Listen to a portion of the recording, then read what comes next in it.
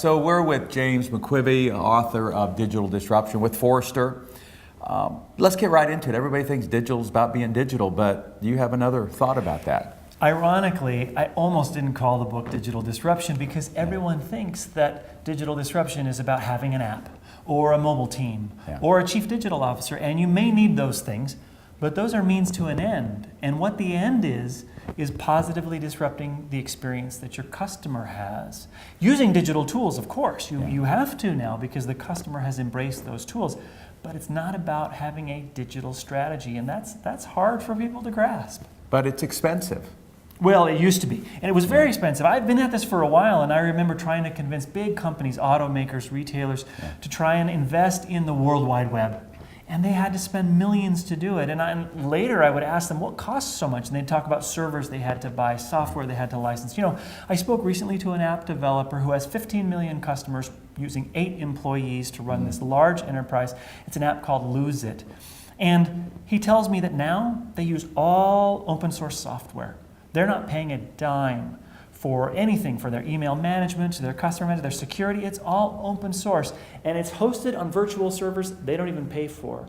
The point is, he's telling me that where it used to cost just $3 to $5 million just to launch your organization, now it's a couple $100 in a credit card swipe. So we're talking about magnitudes of 100 or 1,000 less. Really, it is. I like to tell people that if we imagine what's happening in digital disruption, it's 100 times more powerful than old disruption, which was just a decade or so ago. And what does that mean? It means we're getting more ideas in the market. They're coming to fruition more rapidly. They're having a more engaging effect on the consumer. And you've got to think of it in terms of 2 orders of magnitude, 100 times more powerful, because that's now what you compete with. Now, you differentiated between adopt and internalize technology. Yes. Well, what's happened is that consumers have gone way beyond technology adoption. They no longer stop and think about, should I adopt that technology? The consumer is fully embraced. That's the only way Apple can sell millions of new iPhones on a single day when they launch a new one, is because people aren't making an adoption decision. They've already internalized the device, so much so that the next one is just an obvious upgrade path for them. You know, give Apple whatever credit you want to, but it's not just Apple. The point is the consumer has internalized. So the business needs to do the same. You can't just say, oh, we're going to take our old retail experience and we're going to move it online with a shopping cart and all these old physical things. We now have to, it's not replace, we have to expand our physical relationship with the customer into a more comprehensive experience.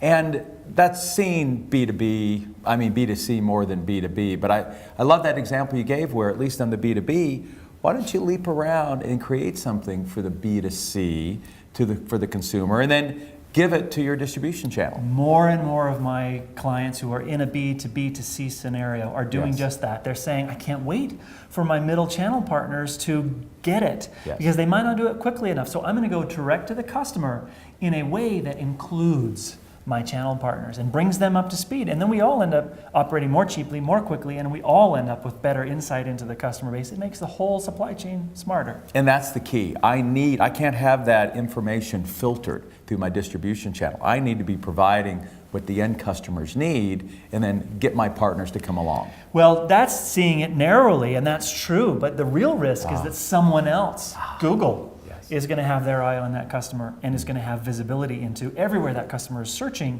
everything they're doing online, and suddenly you're going to realize I need this information not to keep my own direct competitors out of this business. I need this information in order to keep Google from one day deciding to get into my business. Good. Well, you know, I said it on stage. I think there's a lot of bad books that are written in this space, but your digital disruption is practical, how to, and I appreciate you sharing the information. Well, thank you. Thanks, Thank you James. very much. You bet.